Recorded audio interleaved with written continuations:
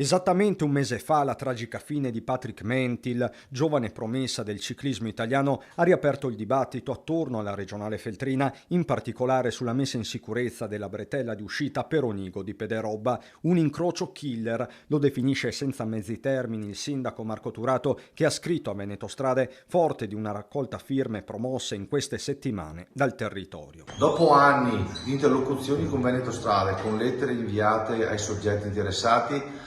questa volta assieme al Comitato Festeggiamenti del paese di Onigo abbiamo deciso di fare una raccolta firme per intervenire sulla strada regionale 348, strada Feltrina, perché l'incrocio che porta all'inserimento della popolazione di Onigo in questa strada è veramente pericolosa, è una roulette russa vera e propria per inserirsi in questo tratto di strada. Feltrina che in questo periodo già deve fare i conti con l'aumento del traffico causa deviazioni dalla Valsugana, con il nodo del ponte di Vidor sempre più nero, ma la lista di disagi in questa fascia della Pedemontana è lunga. Ovviamente sono anni che stiamo chiedendo un intervento urgente non solo in quel tratto ma anche più a nord verso Pederobba all'altezza dell'Albergo Piave. Chiediamo ancora una volta a Regione Veneto Strade, anche nella mia qualità di consigliere provinciale, un intervento importante per dare a Pederobba delle opere fondamentali per evitare future tragedie.